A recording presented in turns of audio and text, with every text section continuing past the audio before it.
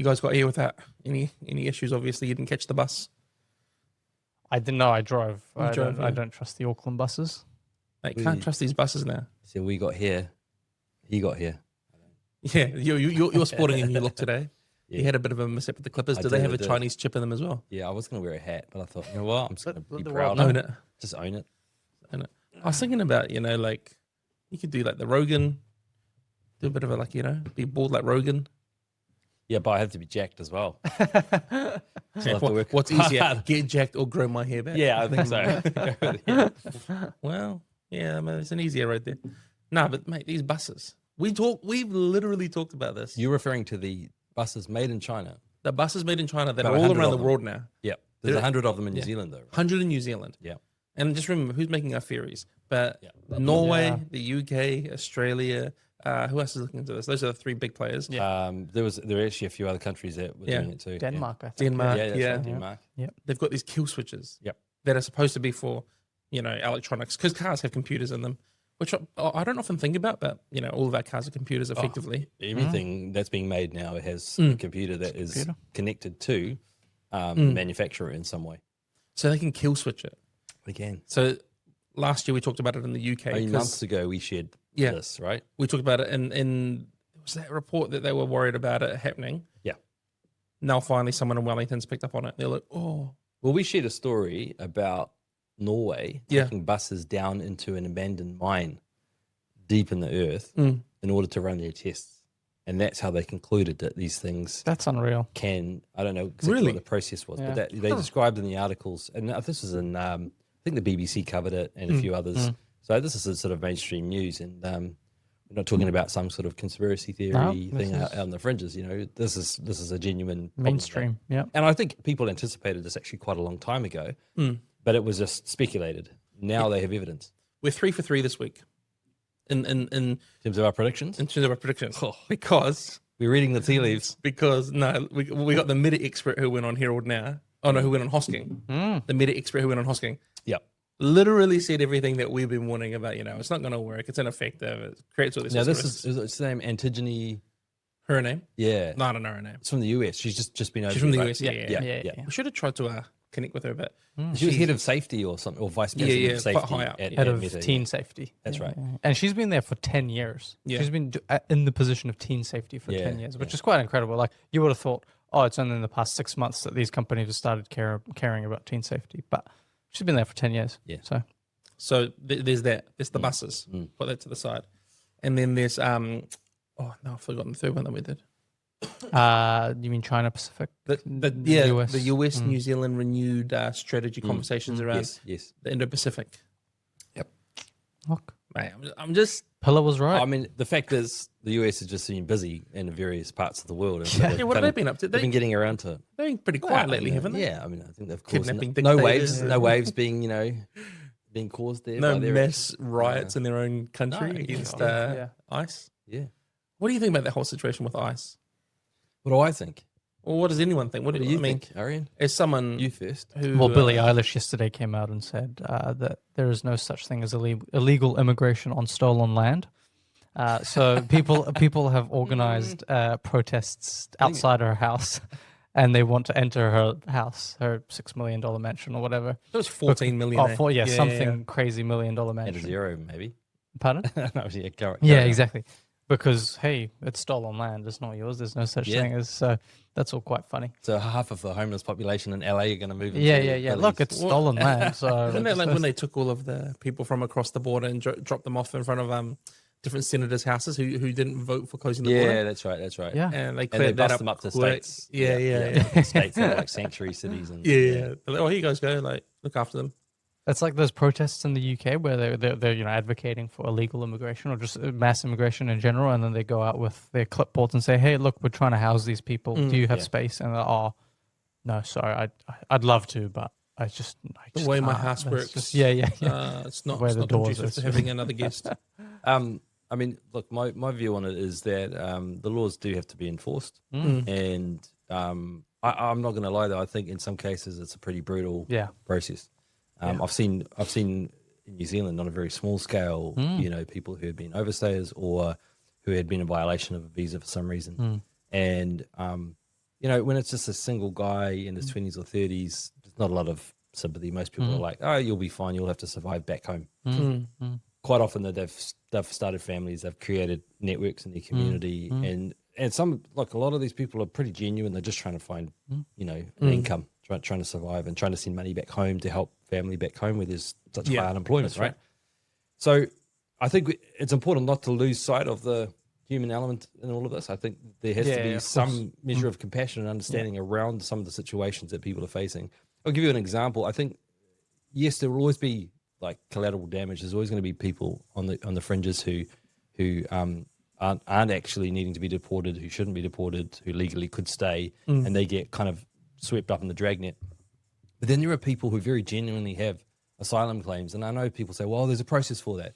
There's a case of a guy who was just reported on in the US, Chinese national who had basically gone to northwest China and collected huge amounts of video evidence of what was being done to the Uyghurs there, right, by the Chinese government. That's right. Yes, I've seen. Yeah. And one of the few really solid pieces of evidence, video evidence, that the outside world has been able to see. He realizes that he's doing this, he's going to be pursued by the Chinese government and put away for life. And so he flees China and goes via, I think, Ecuador, through the Caribbean and then up to Miami and up to Florida, and he has to take this really sort of dangerous route. But the whole time he said he knew that if he got to the States, he could still be deported.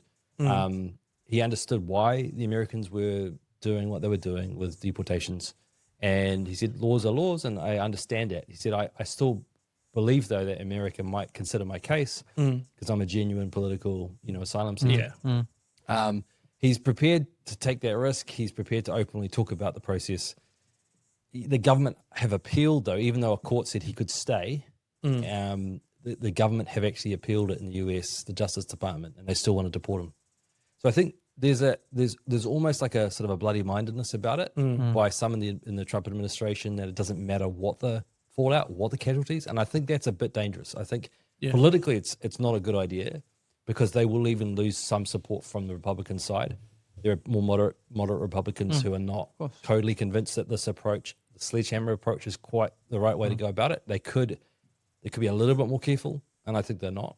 I think they're doing it somewhat to score points with some of the really like diehard. It's hard though. It's hard though to like, and I don't think there's always a one rule fits for everything, right? But when the problem is exacerbated, That's all, right? Well, there has to be, I suppose, discretion in terms of application at the level of the judiciary and the government, right?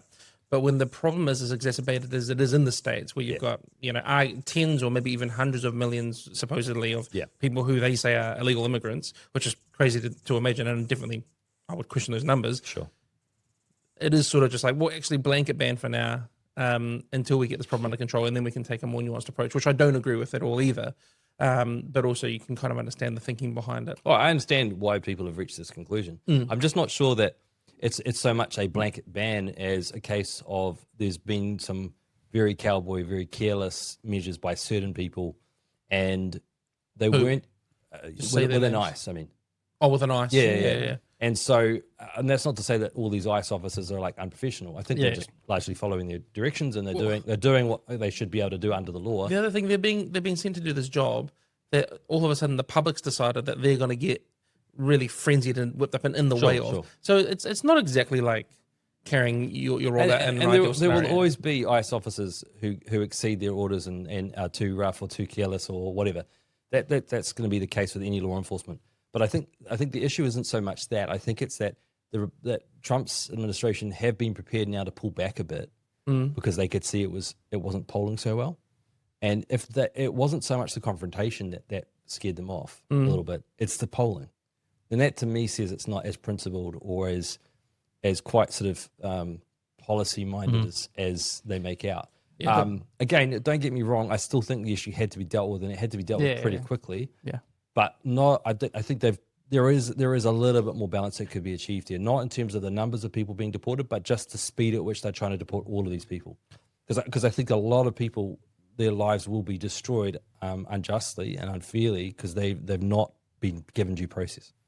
The guy who's do you want I think most will be No, most will be lawfully deported, and I don't have an issue with that ultimately. I think there are a lot of people though that are going to get swept They've up. been put in a very just for the sake of speed. Well, no, you go because I just want to say I think they've been put in a very difficult position. Firstly, the guy who's leading the charge with dealing with illegal immigration is the same guy that that Obama had.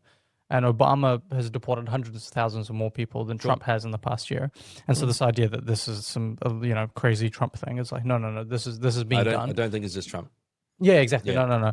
But what I think is happening is that there is this wedge that the other side is putting into this conversation to create more division. Of course. And you saw that with with Don Lemon or whatever his name is, going into a church and just filming. Yeah, TV. but even in that case though, he wasn't leading that. No, it doesn't matter. He was there reporting on it, and he was obviously sympathetic to what the protesters. Yeah, and I think he was still in on it, regardless of it.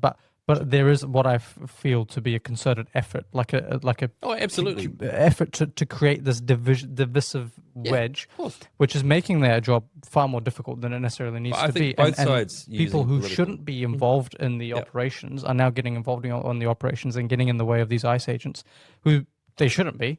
Yeah. And it's become this political thing. That's not to say that the ICE has every right to go and shoot someone in the back of the head. No. That's completely I think it's but stupid in any country, whether or not your constitution protects it, to turn up to some sort of peaceful protest with a gun.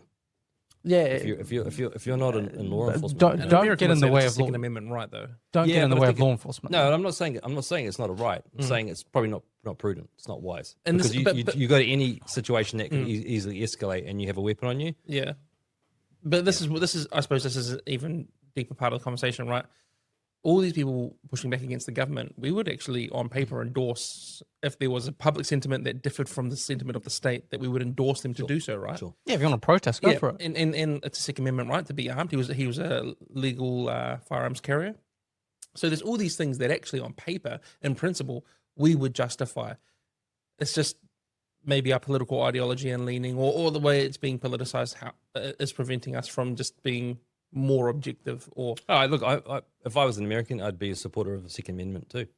I'd be supporting of the ICE Second deportations. Amendment. No, of people being able to hold guns, carry firearms. Yeah. But my point is that it's a bit like going to the bank with your gun strapped to your side. I think you're allowed to do that, aren't you? You in some states you are. But my point is simply that you do make yourself. You're dealing with human beings, and you're dealing with highly charged situations. Yeah. And sometimes just going in with a gun strapped to you is not a good idea. Are you going to take on the whole law enforcement, unit that are John there? Wick. You know what I mean? Like you're one guy with a gun, and you're going to take on like a dozen ICE agents that are there heavily armed.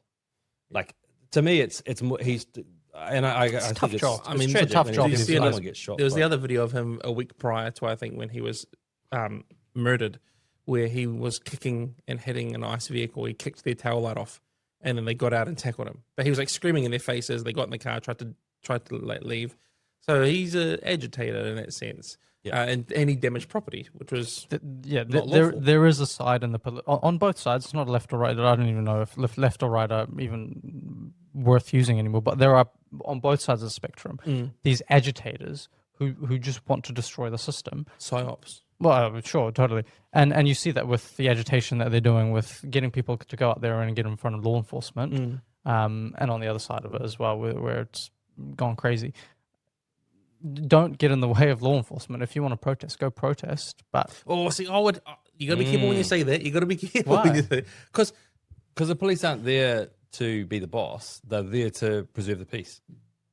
No, if my job as law enforcement is to get people who are illegally in the country out of the country, why are you getting in the way? Oh, sure, if you're carrying out a warrant, I think disagree. Like, I'm not going to disagree with like you shouldn't get in the way of law enforcement trying to carry out their lawfully directed sort of duties. But I think that's not really the issue here. I think the issue is that people are riled up, and there will be some like this guy is at John Pretty. Who was killed most recently? He was that ED nurse. Yeah. Well, I mean, he took a gun. I think it wasn't wise, even if it was lawful. And I think that there will be people like him who get very, very passionate in the moment, or actually have perhaps an intention to go and try and disrupt. But I think the broader point here is that these issues, when someone gets shot like that, get used as ICE are going overboard. Yeah, right. I think though that when you look at the whole population and you look at the numbers of people that are being deported, there are a lot of cases of people who have not been given due process. They've been Right, okay, right. And whisked that's out of the country.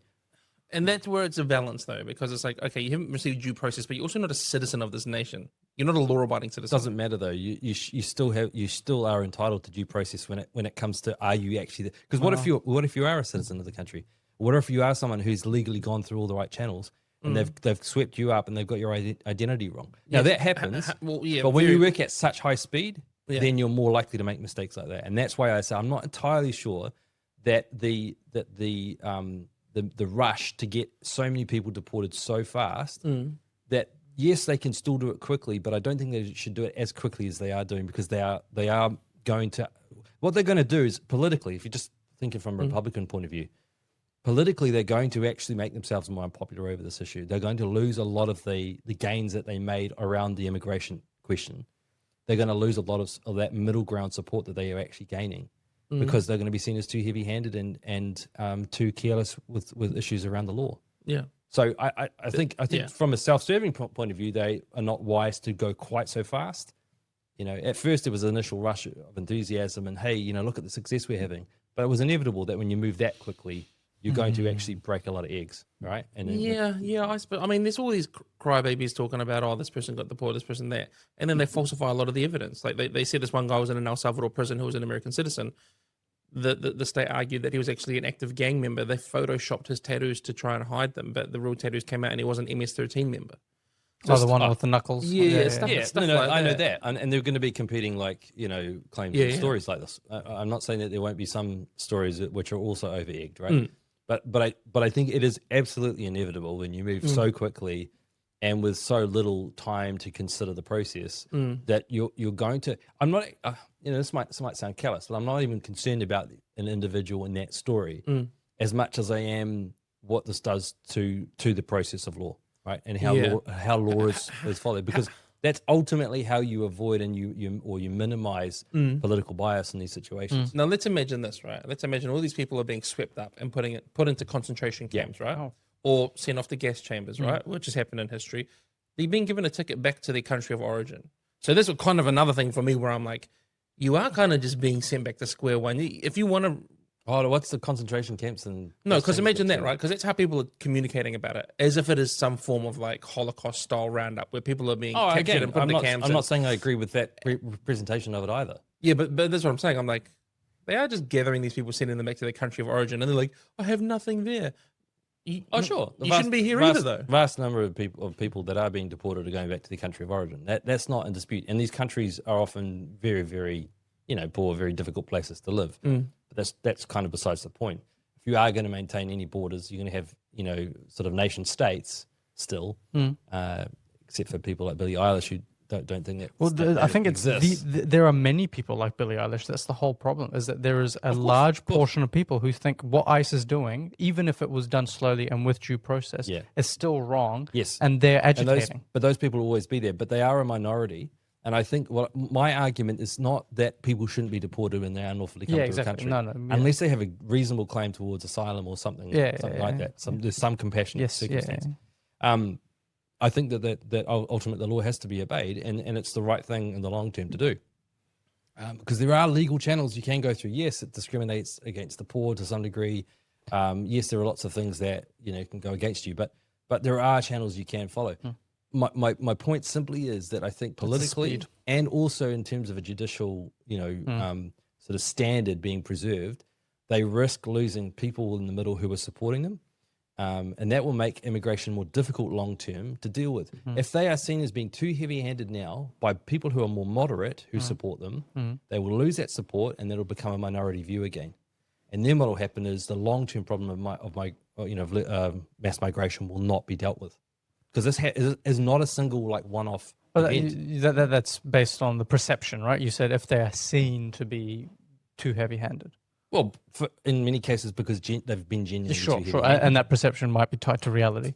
Can't say many cases. I don't think it's just a question of perception. I think there's a very clear issue in some of these cases where they are moving so fast that they're not properly following the sort of. So this is legal and I'm sure that's happening. What I think is like Obama deported 3.1 million people, but at the time where he was doing it, there wasn't this, and I keep going back to the small, very loud minority who was pushing this wedge into this it's a double discussion standard. I don't disagree. that creates this perception that these guys are way too heavy-handed. Absolutely. Now my question is, how do you deal with the issue? Because whether we like it or not, there will be people who are wrongfully deported. That's not justified. It's not good. But when the perception is that this is happening to everyone, then it creates this division and it creates this. I think only completely kind of myopic, ideologues are going to be going, oh yeah, everyone that's being deported, shouldn't be deported because they, they're all peace-loving, all loving human, hardworking, and blah blah blah blah. No, I think the majority of people in the US, and I think here and anywhere else, would go, no, like you have to deport people in any circumstances. And we're on the same page. So I don't think that playing just to that very extreme view of there are no borders, mass migration is actually a good thing, blah blah blah. Like I think that playing to that is not a waste of time, but I think we shouldn't spend too much time focused on those sort of claims. And I think there's been enough good arguments made back at them, like the Obama years and how many people were deported then, to say, look, people in the middle who are kind of have been uncertain about it and have been now more recently in favor of deporting these mass numbers of people, that those people will still be retained. And I think it's just important because if we really care about mass migration in the long term and the damage that it does to nation states, then we can't just treat this as an extreme, like you're either with us or you're against us. You need everyone to buy in. Yeah, you can't question what we're doing because we're doing it for the greater good. And because they'll come back and they'll open far more. Right. Yeah, there'll be collateral damage and so on and so on. Like there are more careful ways of doing things that in the long term will actually sustain this issue of dealing with mass migration and make it and keep it legitimate. But it's very easy to risk delegitimizing what you're doing in a case like this. I think the issue is at the 11th hour. This is what I would say. I agree with you if you walk it forward from day one, but they weren't at day one. It was like it was a huge issue. You have to take a rapid response initially. I mean, the US I'm not saying not work at speed, but I think they were too fast. I think they needed to pull back a bit on some of the stuff, and I think there were cases coming in, and they were going, "Nah, ignore it because it is playing well. Yep, we're getting the job done." But you've got to, when you work in law enforcement, it's like what we've dealt with in the past with free speech and protest and stuff like that. It's very easy to go, those details are kind of maybe, not so convenient for us. But the bigger point is, that we can't have unrest. We can't have, potential violence going on in the streets, even though there hasn't been any violence occur yet. I mean, it's kind of different though, because what you're talking about is where a lawful citizen lawfully protesting was taken away from a violent mob. What we're talking about is the removal of illegal citizens from a nation with laws on how to immigrate. But I'm not disagreeing that we shouldn't deport people.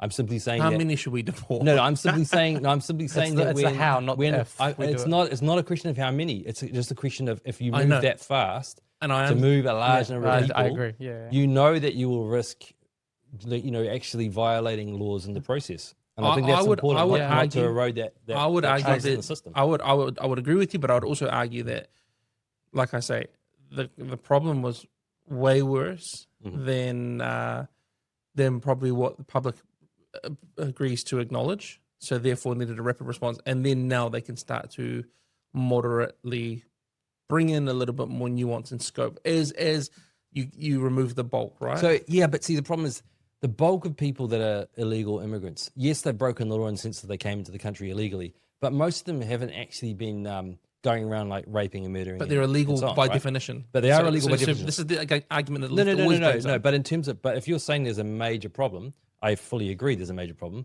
that has to be dealt with, and that you can't just wait around for years and years and years to deal with it. But the problem is that they went after not just those who were known to police for having, committed felonies and stuff in the US.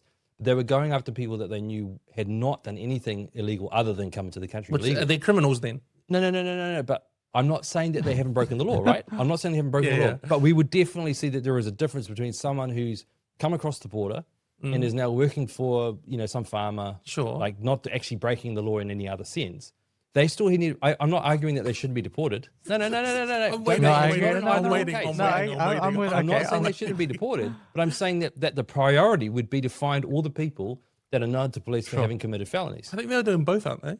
Yeah, but the problem was that they were concerned about perception and the numbers, right? So they wanted to show that they were getting heaps of people at the start. So they went for a lot of the soft targets, the easy people to round up. I don't know if they did. I don't know if we can no, say they that. did. I don't know if we can say did. that. No, you totally can. And think about it from a political point of view. It makes I don't have the numbers. I could say that. We don't have the numbers. I've been reading a lot about this particular aspect. Who of have you it. been reading? What publication? Heaps of different sources, right? No. The point was, and there's a lot of people unapologetically from Trump's administration saying, yeah, we're just going to round up everybody because they're all criminals. Yeah. Like, okay, sure. So they're saying it themselves. My point simply is that if you're going after those people first, in order to make it look like you're getting heaps of people, because you are getting heaps at least of people. do due process at least. Yes, and I think that's where they went, well, they're all the same, they're all criminals. And I'm like, yeah, well, they're all criminals in the sense We're all sinners. they've all broken the law by coming into the country.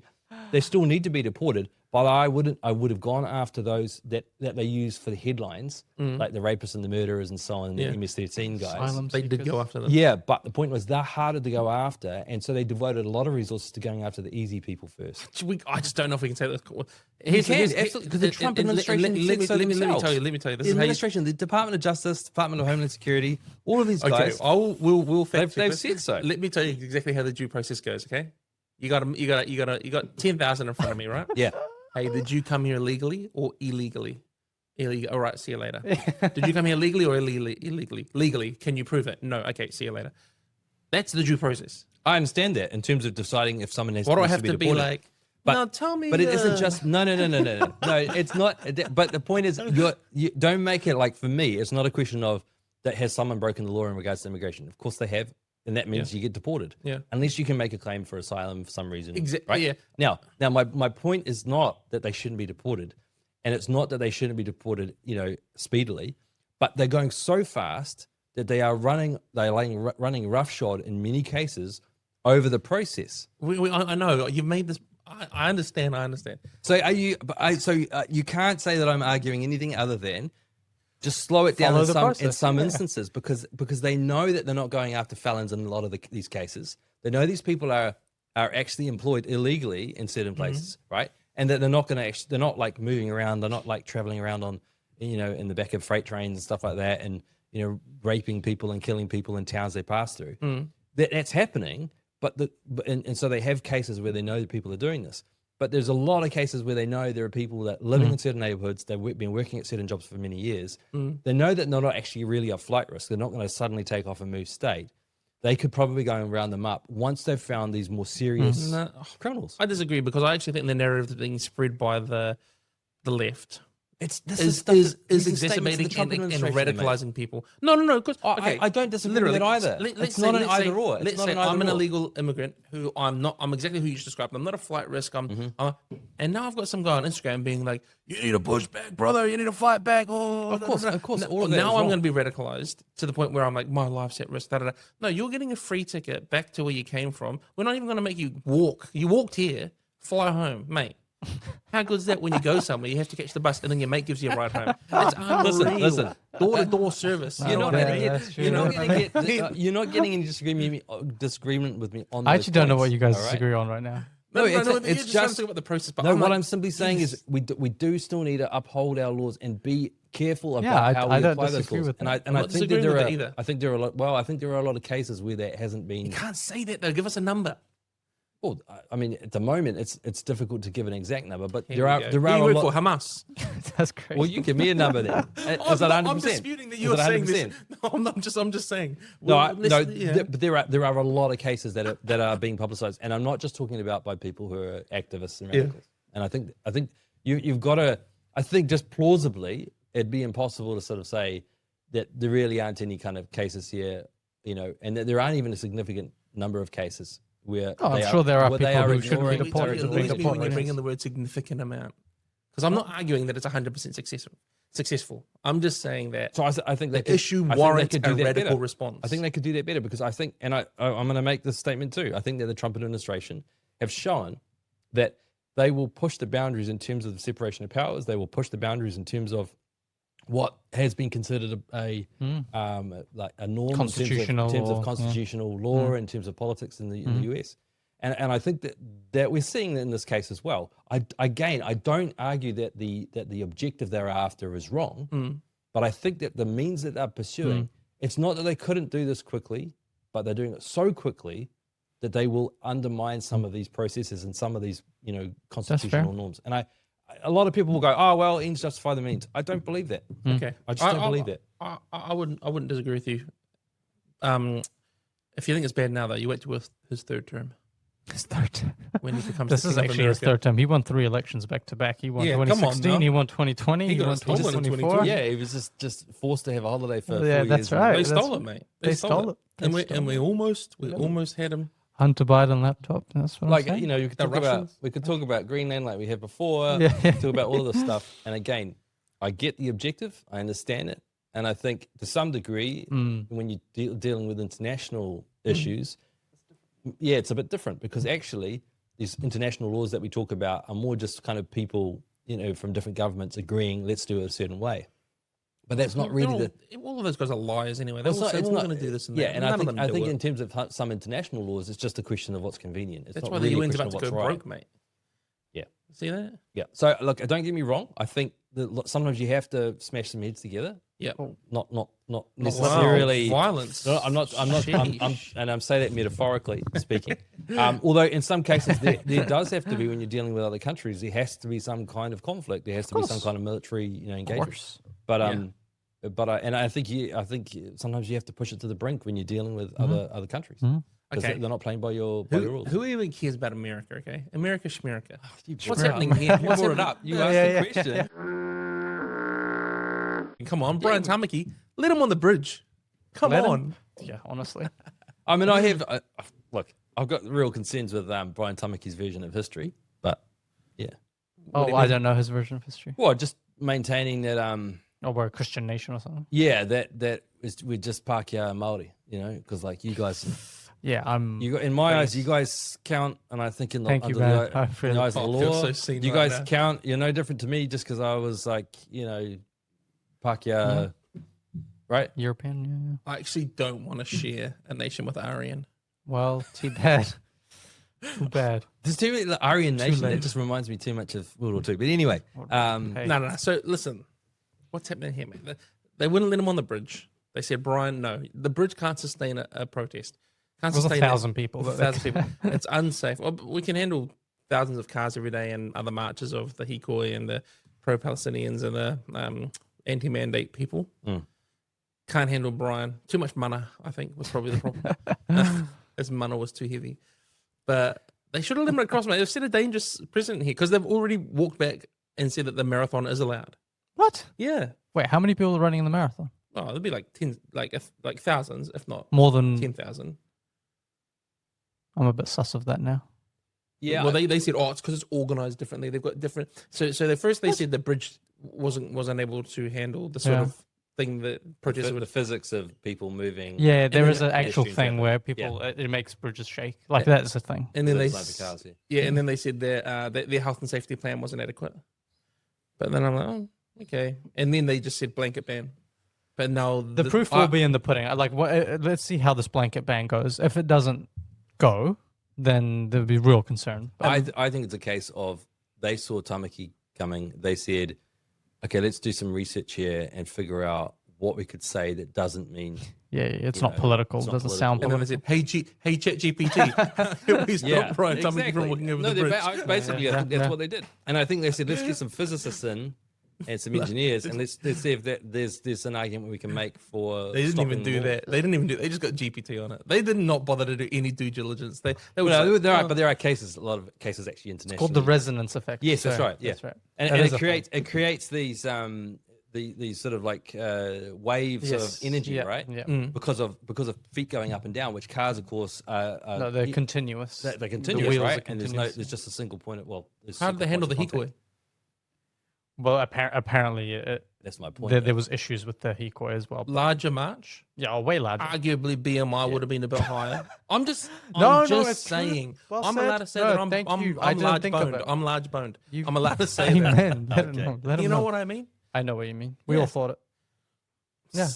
Exactly. 100,000 Thank you. people. I think what he should do is get everyone to sign up for the marathon. Yeah.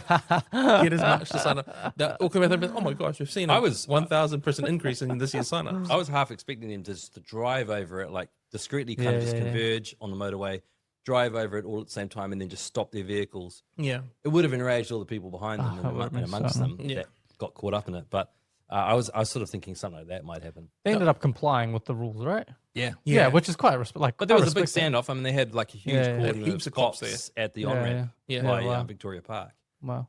So, but they did their protest somewhere else or something, did they? Well, then there was another protest in the city that went down Queen Street for the treaty.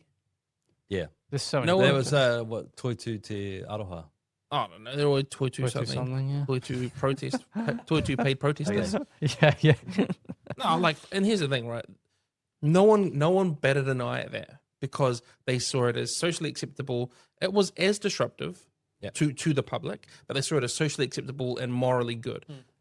The whole thing that the police and NZTA keep coming out about is like, well, it's going to be quite disruptive, and we're not really sure about the essence of their protest. Okay, when did it have to be inoffensive and undisruptive to protest? That defeats the purpose of protesting. Sure.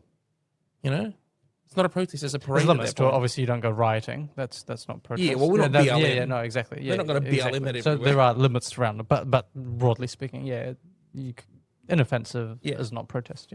Yeah, exactly. No, I think again, there's a problem of perception around us. Oh, there was this funny picture that came up because they were doing the anti-immigration protest. There was a picture of a dude at an Indian restaurant afterwards having curry. I saw someone talking about that. One of the anti-immigration, having curry. That's quite funny. Well, I mean, it's interesting, because see the Sikh separatists that have been protesting where there was that kind of confrontation, right? Where Tamaki's guys went down, and I think they actually faced off with them, didn't they? Yeah. Why are they? Sorry, you go, and then I'm going to ask my question. No, you ask your question. Why are they protesting Sikh separatism in New Zealand? Well, because they're claiming persecution by the Indian government in New Zealand. Well, internationally. So there've been assassinations of Sikh separatist in leaders. New Zealand. Yeah, no, in Canada, countries. Wow. And there are certainly anecdotal cases of people being pursued here in New Zealand, or kind of I don't know that. Wanted by the Indian government. Because if you recall last year when Christopher Luxon was in India negotiating the FTA, Modi said, you need to clamp down on these people. You need to clamp down on some of these people, and he was referring to the Sikh separatists. And Luxon, to his credit, said, no, we have a thing called free speech, man.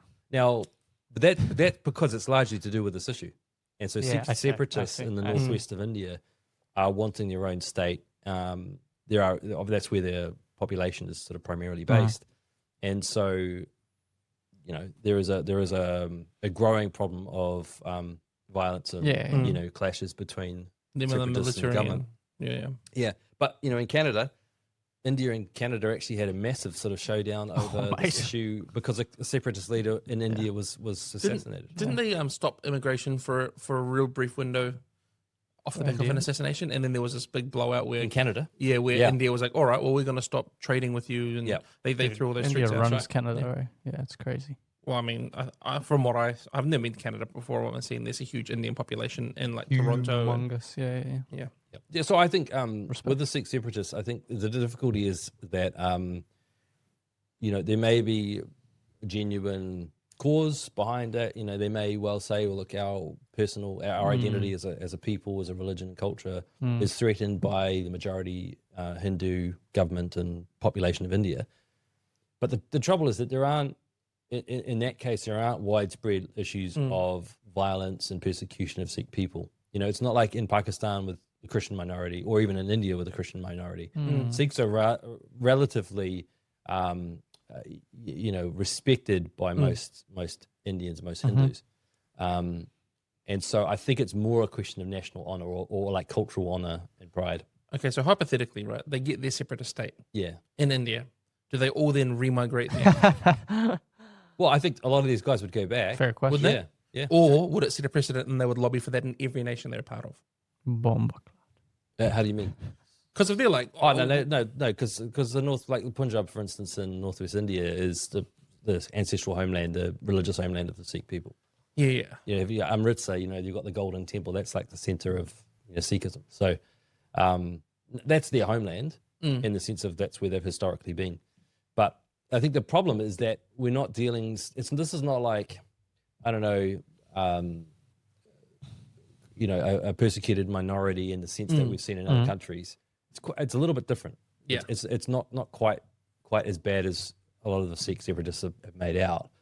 And I would say that it's not so much a question of can Sikh people come here as a question of are we necessarily they can come here. I think Tamaki going up against that is missing the point, and maybe deliberately so. I don't know. Yeah. I think he's just using it because a lot of people have not looked into the issue, and it seems like these guys are here to like try and take over New Zealand, but they're not. They're genuinely not. Like these Sikh guys, they may be like pretty diehard about their cause, but they're not actually here to take over New Zealand. No. And quite a lot of them are just going to make money, send it home. But then that's not contributing to New Zealand. Well, sure, but I won't hold it against somebody who's come from a very poor country and they've got elderly relatives back home that have no money, and so they're earning here. You're still working in New Zealand, paying taxes and whatnot, and then sending some money back via Western Union. You're not contributing as much as you could because you're not spending all your money in New Zealand. But if you have like relatives in Samoa that cyclone came through and demolished their village. Cyclone came through. This is a natural disaster. But my point is, you can't change the terms of reference there's so broadly. There's still a lot of poverty in Samoa, right? I mean, relatively. Well, yeah, but compared to New Zealand. Yeah. So no. The worst thing that ever happened to Samoa was foreign money. Chinese. Yeah, but I mean, well, no, like Samoan expats sending money home. It's the number one source of income. It's made the culture extremely lazy. There's no one who wants to farm the land anymore. There's very few people who are actually providing for themselves because what they can do is get a check from Western Union every week. Yeah, but I guess what I would say is, I'm not going to hold it against people for trying to care for their elderly relatives. Yeah, no. If you want to send money back to Samoa, India, China, whatever, do it. Often they'll try to bring them over here, and then they become a resident or whatever. But then they also participate in the health system here, and they may receive some sort of benefit, and then they never contributed their whole working life to that system. Again, this is the catch-22 of mass migration, and we don't have mass migration here. We're letting in people by choice, right? Yeah. We're letting people in by choice. There's a question of how many we think we should. But this comes back to birth rates, and the fact is that we need people. The population of New Zealand just isn't producing enough.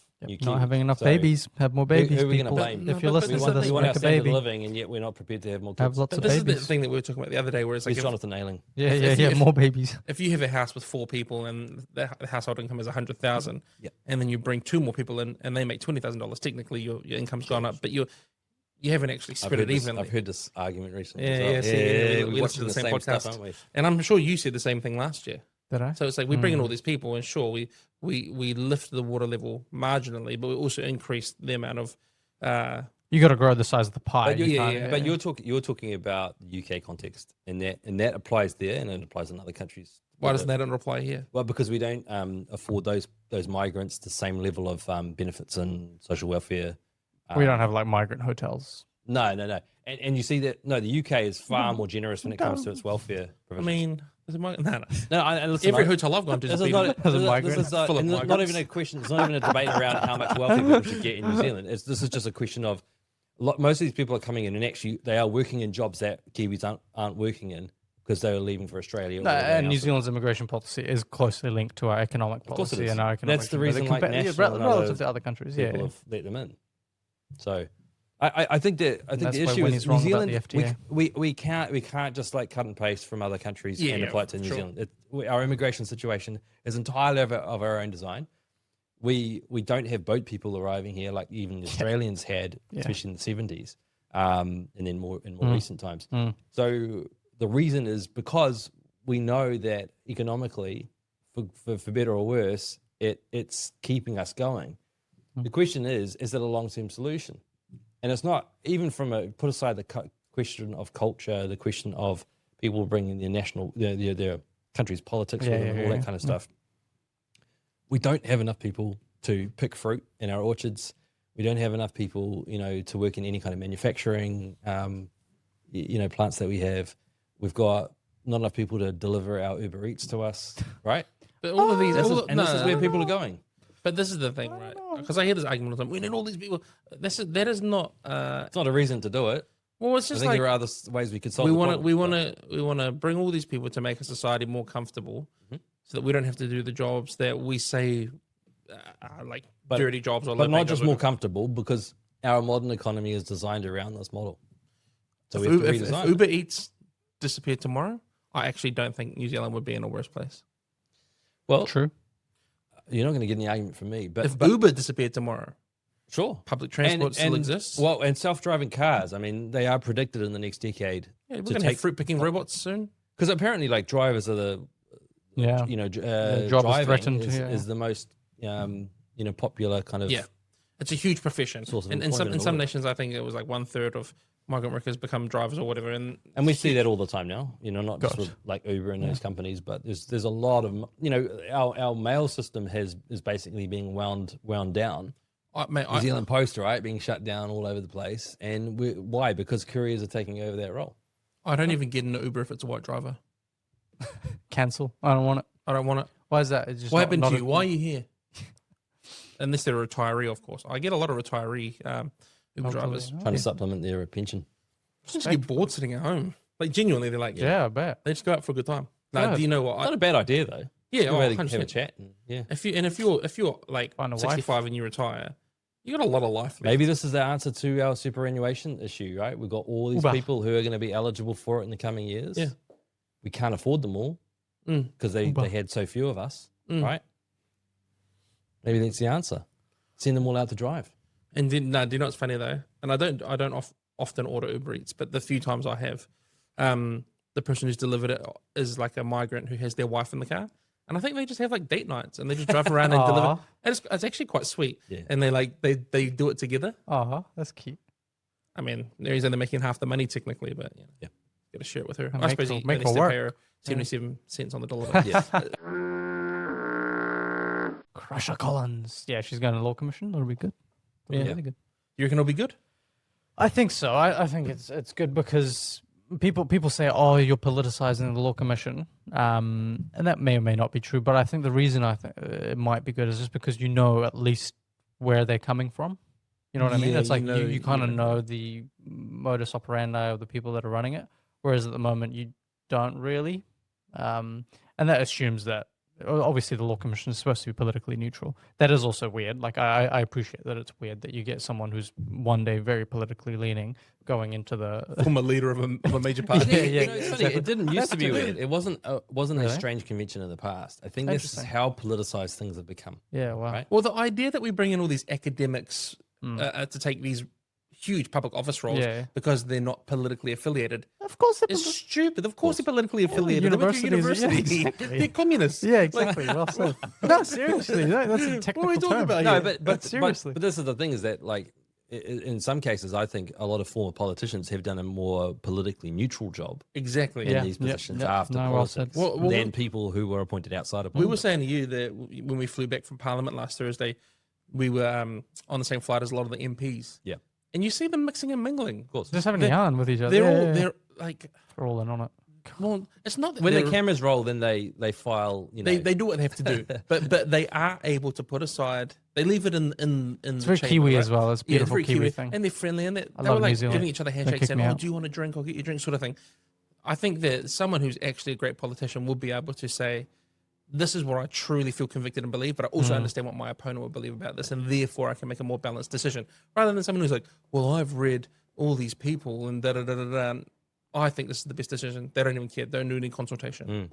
Which is interesting because that's why they leave the journalists to kind of dig the dirt up on individual politicians, right?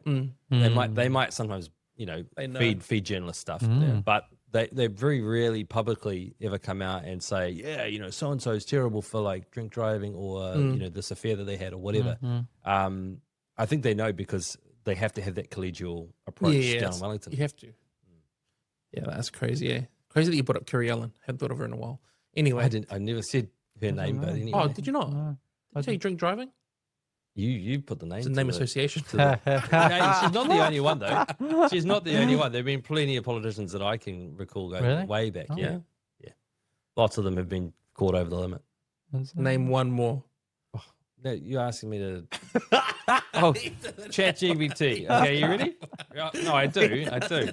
She's not the first politician to have been caught over. No, anyway, that's You okay? You watch. I'm gonna look this up. Show us, please. Receipts right now. It's all going to be Labour MPs. Nah, listen, I believe you. I believe you. I can name a couple of things the Green Party have done. In the You last... hate the Greens, eh? Yeah, of course I do. I'm politically neutral, though. Ready? Madam Fox. I know Jamie Foxx and Megan Fox. They are so far all left wing. Oh no, wait. David Garrett is an ACT MP. Ruth Dyson, Labour. National MP Michael Woodhouse. That doesn't count. Michael Woodhouse. Yeah. I know Michael. Is he? He's Dunedin. Yeah. Michael Well, Woodhouse. there you go. Anyway, There you go. You proved us wrong. and that's all in the last decade or so. I will clip that part out. No, I'm joking. He's 61. That's right. Anyway, guys, What do you mean, last thing Hell, is that all right? I don't know. Is that all right? 'Cause it's 61. last thing I wanted to raise. We're about 8 days away from going to court. For Auckland What Citizen. have you done? Oh, okay. No, not for me, for Auckland Citizen. So I'm going to talk to the lawyer today and just make sure everything's lined up. Nice. Hopefully, the case is just strong enough off the bat. The lawyer's reviewed it. Yep. He's really kind of dumbfounded at how it even got to this position and this stage where the police have pretty much lied. I don't want to say falsified, but they've lied in their disclosure package around how events unfolded. And the reason we know they've lied is because there's 2 camera angles of the entire 2 hours incident. of footage that just shows that they're wrong. So the lawyer was pretty confident. Body cam and like a handheld camera, right? Body cam, handheld That's cam. crazy. So we'll talk to the lawyer again today to make sure everything's progressing. But looking at just getting the charges immediately dismissed and potentially costs covered, which is least likely, but we'll still apply for that. And yeah, so we'll be in court Look at us the go. 12th of Feb. Fantastic. I'm going to wear my suit and my pin. I'm not going to call it a slam dunk, but because I don't want to jinx it. But this is a really solid defense. That's great. Right? It's fantastic. Because- We've got a because great this shouldn't lawyer. have happened. Shouldn't have got no. this far. Absolutely not. The lawyer, who's incredible, he couldn't believe it. We sat down and he sort of, it was almost like, are we pranking him? He's like, so is this real? Is this case actually real? Like, yeah. You wasted my time here. He's like, well, should be pretty open and shut. Again, the IPCA findings, that pointed out that there is a real issue here from police. What's been done? Have we seen any kind of increased training or any training at all on exactly how to handle these sorts of situations? Do new training, new cops in their training actually get taught what protesters' rights are? No. You would assume that this has to happen, but it doesn't sound like it. Well, hypothetically, let's imagine we were the 3 officers there and we watched it happen. The first thing I I'll would be have the done, sergeant. you're the sergeant? Okay. I'll be under the other guy, the constable. Yo. Sorry, continue. I'll be just a new officer. And then the rookie. And then we've got our ride along. Now, what I would assume would happen is the officers approach the people obstructing Auckland Citizen and say, hey, he has every right to be filming here and be here. Leave him alone and say to Auckland Citizen, and you don't touch anyone. Just do what you're doing peacefully, quietly, silently, and there's going to be no issues. Yep. Yeah, hands off each other. Don't go and don't go and get in each other's touch faces each other. like with your Any parent with more than one child knows how to have that conversation. Yeah. Stop touching each other. And you go over there, you go over there. Stop exactly, touching each other. Exactly. Don't annoy each other. Yeah. Don't even look at them. Yeah. But they couldn't do it. No. And those guys have been through police college.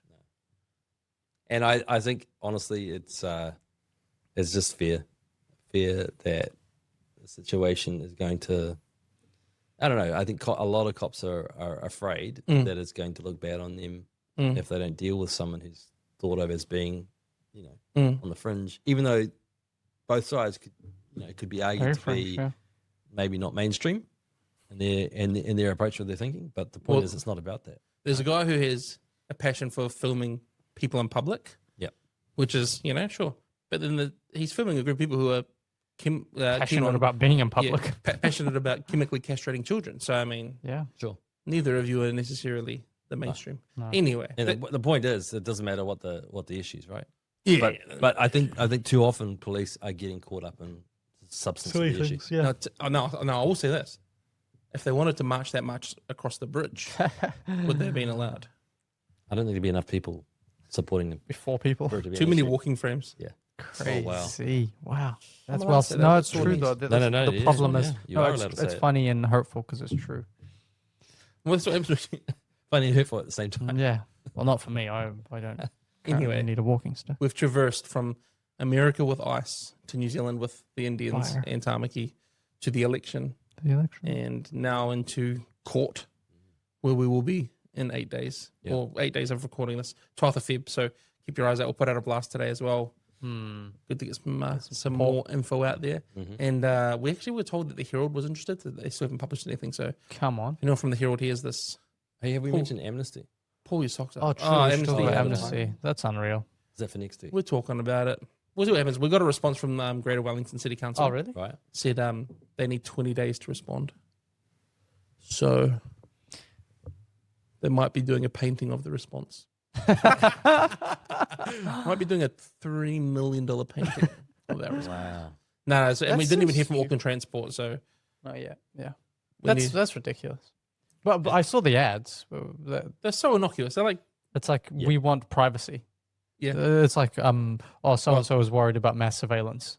is it human? Is it right? Yeah. So and so's house shouldn't have been bulldozed. Is it human? Is it Yeah, right? so this is my question, right? Let me This show is you the- more just a hypothetical. Yeah. But what if, say, Durex, like condom company, Yeah. they wanted to put big like advertisements that are really kind of like provocative or in the face Obscene. Yeah. outside children's libraries, which are run by council. Yeah. Would the council be entitled in those situations to say it's not really appropriate for the setting? I think so. Well, that's the thing. They have to point out an objective threshold. What they said was it could be perceived as offensive because of subtle references to things. Worst possible response that council could give Yeah. to an issue like this. Yeah. But But what would a legitimate response? Maybe not to the amnesty campaign, but Yeah. to like the example I gave. yeah. What do you think a legitimate response, a lawful response, would be in that situation? Is it just obscenity, like objectionable Yeah, material? or public indecent exposure sort of thing, right? If that's But what okay, you're let's say, arguing. let's say it's just innuendo, sexual Yeah. really like. But in well, your like, as in, face. is it words or is it like shapes of penises? And I would say that's probably in there. There's probably bananas involved. I'm not the guy, the ad No, but guy listen- writing up the copy. I just but, don't you know, know. Depends on the- yeah. We've seen Penny Marie's talk that she does where she shows advertising that was published in public spaces near children. That was like from the Burnett Foundation. For Yeah, okay, so that's a good example, right? And they all got approved. None of them had an issue with that. So would council? So that's the question: is okay? What do council maybe approve in some situations? But also, then, what should the legal standard be here? What should the? Well, the interesting thing is, sorry, just to add some context, the council said no, but the private companies said yes. So they went to private advertising companies, Yeah. and they ran the ads. And there's a stronger argument for private, companies to object or Yeah, exactly. to They have decline, every right to say no. Yeah, so, yeah. but I'm talking about in terms of council. Is there a threshold that council could actually follow in the case of, say, something that might be thought of, as obscene or inappropriate for, say, more sensitive view, Depending on the pedestrian context. traffic. I think it's just whatever so, we have yeah. outlined in the terms of the classifications, chief censors sort of remit, because they deal with all of that explicit material. Yeah. It would have to be explicit, or it would have to be defamatory, or it'd have to be inciting. It would have to meet those legal thresholds. Yeah. But in terms of marketing, it's supposed to be creative and provocative and thought provoking, and it's supposed to get you thinking. Sure. So- I see. so I see even when you know the inappropriate. words for it, I see yeah. inappropriate ads all the time. Yeah, exactly. And some ads have been pulled from air. Every now and then you see an article like top 5 banned ads. Yeah. Yeah, those are fun videos. On the highway here, just as you're going, there's always weird ads about. Oh, for sure. Six stores and Yeah, stuff. yeah. But That's again, right. I'm talking about council. Yeah, but again, the council should adhere to what I suppose the government. I mean, bus stops, Classification. right? Bus stops. They're administered by NZTA, aren't they? Yeah, Again, they would probably fall under the same, mandate, wouldn't they? yeah, but again, it's Or like same what would be conditions. considered, I suppose, explicit would be outlined clearly in the classifications office or Yeah. within the chief censor's remit. Yeah. So they would be able to say whether it was objectionable, explicit, inappropriate. Yeah. Not perceived to be offensive. Yeah. Which is completely different. And they would have to have a standard like. Yeah. You can't just put a thing up free. I was going to say something really inappropriate there. I stopped myself just short. Good. So yeah, I'm growing. No, don't. I'm growing. I want to know. No. I'll ask afterwards. I really want to think that that I've rubbed off on you guys. That is something. My example maybe is going to Who's help rubbing off who, I man? stopped lift myself. the Whoa, maturity whoa, of some of our whoa. conversation. Rubbing off on stopped each other, guys. Oh. Come on. Come on. This is getting out of hand. Please cut that. No, okay. Well, yeah, that's that. So we'll keep you in the loop. Anyway, Arian, would you wrap us up? Would you wind us down? We've made Slow, it medium, to, fast. Made it to the fun part of the podcast. No. Look, if you made it this far and you're not on the email list, please, I'm begging you, please join the email list. We can't fundraise if we only have 4 people on our email list. We don't have 4 people, but you know what I mean. We've got like 550 people. Yeah, exactly. I'm looking for the 100,000 mark. So please, Oh, the 100,000 emails. People Yeah. that we can email to. Oh, yeah. right.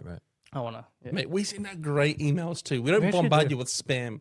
yeah. And our emails are so inspiring. They're And not they have nice, desperate. cute photos of us, and They've got a photo of us at the end in our signature. look, I just complimented you. I complimented Arian- you both. Arian didn't like his photo, so he changed it. And then I saw. I asked to change my photo. I did think I did. Yeah.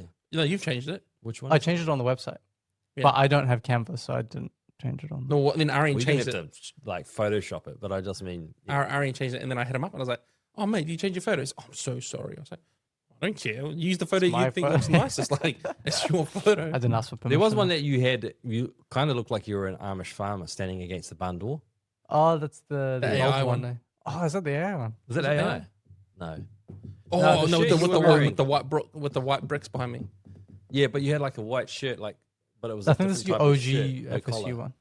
Oh, That There was a one. bear. That one. Sorry, that gave Amish vibes. there was a really The bad same. photo of me that was like taken right at the end of a tour, where I literally looked like a thumb. In my hair, I didn't have a good haircut. have like a buzz. Yeah, and I was just like, oh my gosh. So I'm glad. Yeah, anyway, Right. Arian's so polite. He doesn't want to tell me that I'm using a very unflattering photo of him. No, I mean both photos were highly attractive. If you guys want to go look at them, sorry. Back to the on the outro. website. You go. Well, thank you all for listening. You'll be listening to this on Waitangi Day, so happy anniversary. So, bah. My luck, that was said by Nathan. Is that Joe Rogan? it was a. I couldn't That stop. It was was involuntary by response. Joe Rogan. Yeah. So yeah, thank you for watching. Thank you for listening. Stay in touch. Stay in tune. We'll see you soon. Nice, mate. Nice. Yeah, Okay. good job.